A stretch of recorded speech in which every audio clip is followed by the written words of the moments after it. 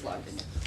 Poštovani učesnici, dragi kolege, čast nam je da podnesemo uvodno izlaganje na 17. po redu naučnom skupu u okviru edicije Nauka o književnosti, poetičke istraživanja, koju je osnovu Institutu za književnost i umetnost profesor dr. Novica Petković u okviru projekta poetičkih istraživanja moderne srpske poezije.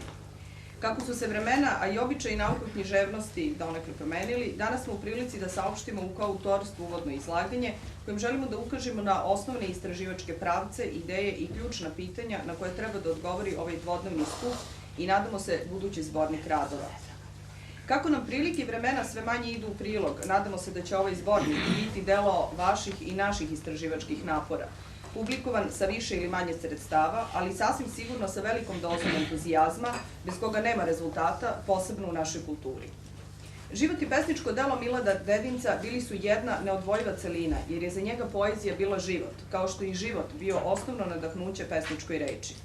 Legat Milana Dedinca i Radmila Bunuševac-Dedinac, sada u Muzeju savremene umetnosti sa nizom umetničkih slika Save Šumanovića, Nadežde Petrović, Rastka Petrovića, Mila Milunovića, Jovana Bijelića, Milenka Šerbana i velikim brojem dokumentarnih fotografija na kojima promiču pesnici Rastko Petrović, nerazdvojni Mimin drug iz detinjstva Marko Ristić, Dušan Matić i drugi značajni umetnici prošlog veka, svedoče kako jedan život iskidan Prvim i Drugim svetskim ratom, izbeglištvom u Francusku, zarobljeničkim danima u Šleskoj, ali i stalnom borbom sa tuberkulozom, krvkim plućima i ostalim bolestima, koje su vapila i tražila leka pod suncem Svetog Stefana, na obalama Crnogorskog primorja, putovanjima po ostrvima Dalmacije, petogodišnjim životom u Rovinju, pokazala kako su prijatelji, pesnici, slikari i predeli obasjeni suncem, mirisom joda na kamenim stranama Jadranske obale, bili deo stvarnog života i istovremeno pesničkog nadahnuća Milana Dedinca.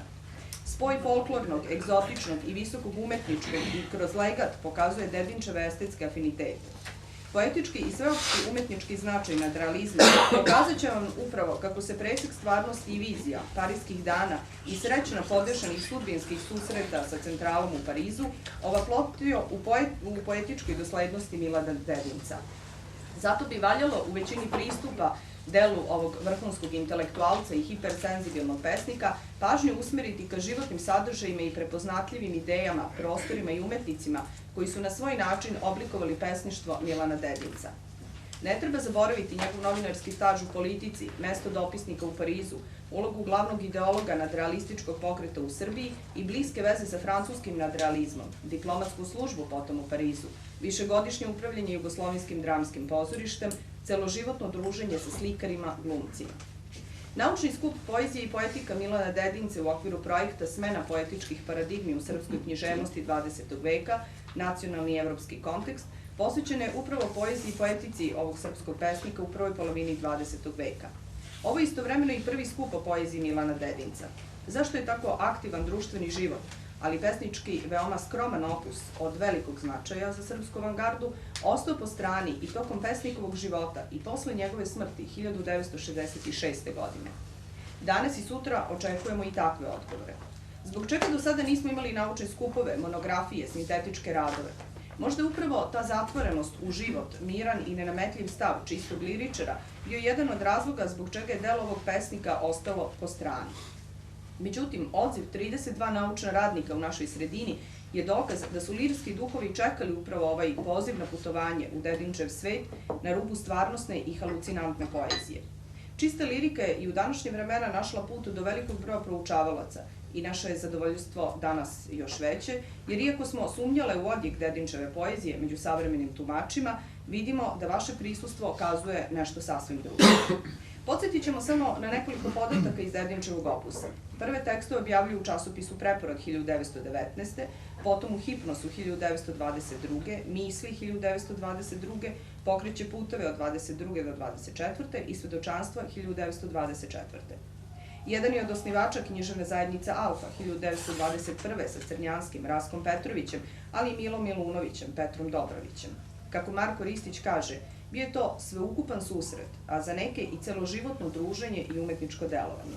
Prvu pesničku knjigu, Javna ptica, objavljuje 1926. Slede Jedan čovek na prozoru 1937.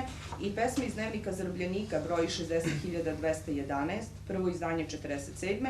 i drugo 1964.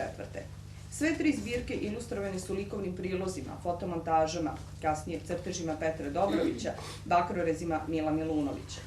U knjizi Od nemila do nedraga, objavljenoj 1957. pesnik je sabrao gotovo sve svoje pesme i tekstove žanrovski i tematski veoma raznolike. Drugi konačan izbor, proširen poslednjim pesmama i sa izuzetno značajnim predgovorom Marka Ristića, Denijac je dao u knjizi Poziv na putovanje 1965. Ovaj poslednji izbor je važan, jer se tada pojavljuju samo tekstualni delovi. Likovni elementi koji su bili sastavni poetički deo opusa izostaju. Zašto se pesnik na kraju životnog i pesničkog puta odrekao ove specifične fotopoetičnosti? Posle pesnikove smrti sabrane pesme priredio i objavio Sveta Lukić 1972. i potom 1981.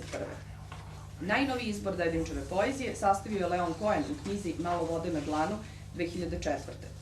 Tokom 2009. godine internet časopis za savremenu poeziju Agon objavio je temat posvećen Milanu Dedincu koji je uredila Jelena Milinković, kao i godinu dana ranije sličan temat u časopisu Braničevo.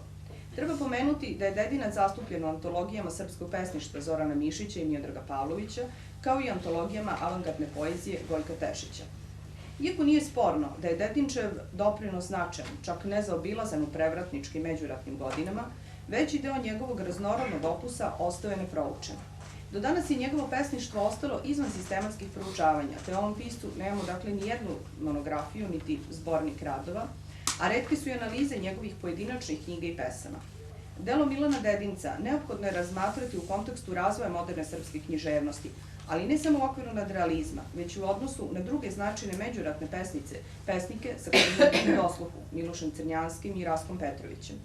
Ovaj pesnik bio u vrhu književnih promena 20. i 30. godina prošlog veka, ali idući za novinom, za razliku od svojih nadrealističkih srodnika, nije žrtvovao osjećaj za vrednost književnog teksta. Može se reći da je više vodio računa o prirodi sopstvenog dela, a manje o zahtevima samog pravca. Te nije čudno što ga Novica Petković smatra najfinijim liričarem među srpskim nadrealistima.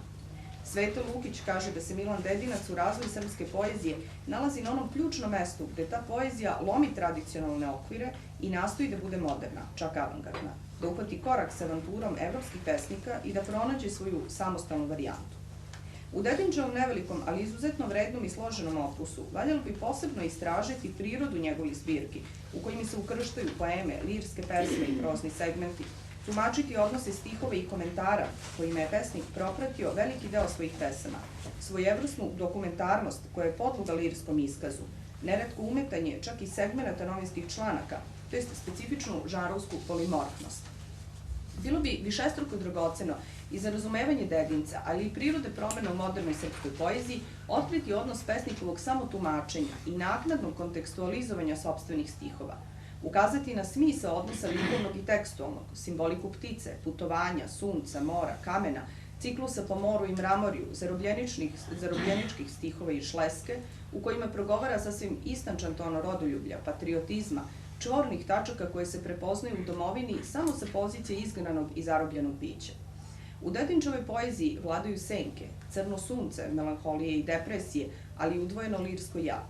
Takođe, do danas je ostao nedovoljno rasvetljen i Dedinčev odnos prema tradiciji, folklorni elementi, kako svetskoj, posebno francuskoj nadrealističkoj, tako i srpskoj, na primjer prema Branku Radičeviću.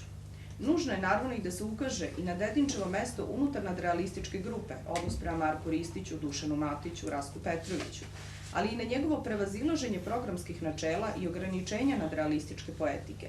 Kao i uvek, neophodno je posebnu pažnju posvetiti i tumačenju pesnikove eksplicitne i implicitne poetike. Poezija Milana Dedinca iziskuje veliki broj proučavanja sa različitih poetičkih, ali interdisciplinarnih pozicija, otkrivajući nam tako pesnika i čoveka koji je sebe postavio u centar panteističke drame stvaranja sveta. Ta drama raspetog čoveka na prozorju, ljudskog bića u pokretu, u traganju za pticom ljubavi, prožila je ceo Dedinčev život, lični i umetnički. Na tragu te drame nadamo se da će biti izlaganja na ovom dvodnevnom naučnom skupu, otkrivajući na mesto Milana Dedinca u razvoju srpske poezije, kao i njegove veze sa modernom evropskom poezijom.